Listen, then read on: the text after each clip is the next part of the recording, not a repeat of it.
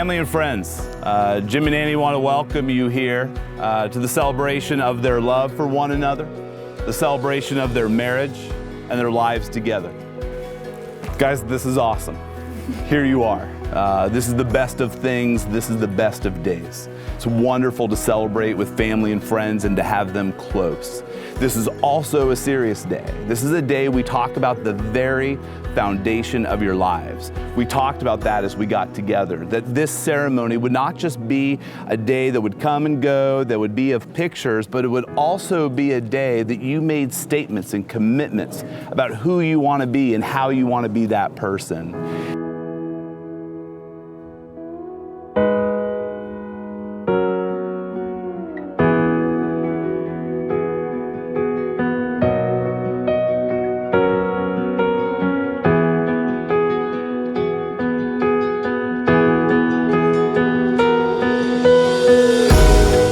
Some grace, you're going to need some mercy, and you're going to need a little bit of justice. Justice means this, that when you see something that needs to be called out, you're going to be brave enough to call it out. You're going to talk to each other about the real stuff of life, because it's important. And you want to make a commitment to one another, to lift one another up, and it helps see the things that need to be seen.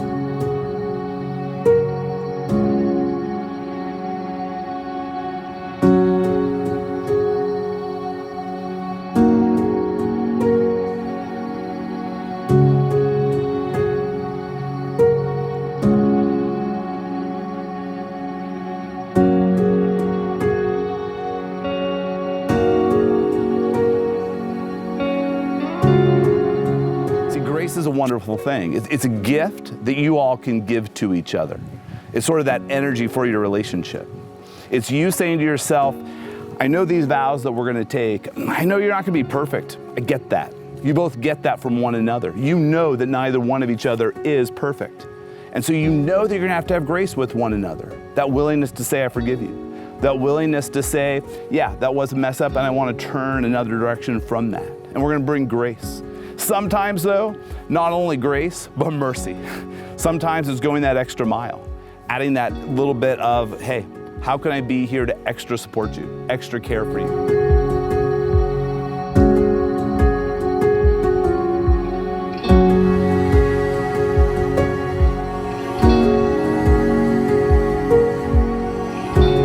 How can I sacrifice from my very self for you?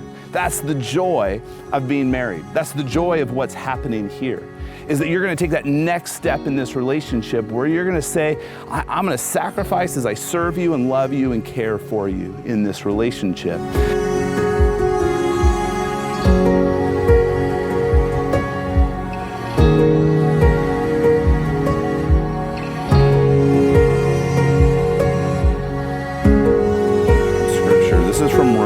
Chapter 12, 9 and 10. It says this, let love be genuine.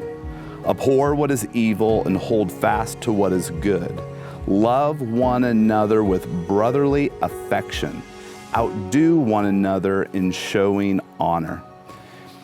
Jesus set this example with his disciples. It's why we love him so much, is how he lived life, our God, and one who would sacrifice for us, and also one that would live with us and like build authentic, real, meaningful relationship.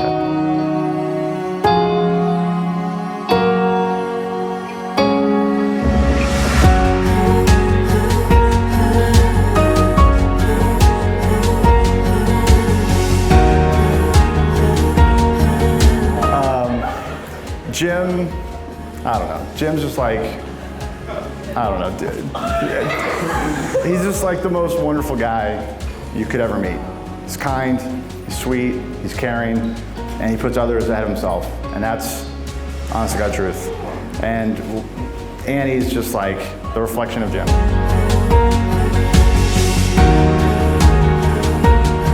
Outdo one another with like brotherly love. What that's saying is this: build an amazing relationship with each other. Build an amazing friendship with each other. See each other in that way. Continue to grow in becoming best friends. Don't let this be the end of that. Let this just be the beginning of that next chapter of being able to do this more intensely and more intentionally. And Jim, you may kiss your bride. Ladies and gentlemen, it is my honor to introduce to you Mr. and Mrs. Jim Keurig.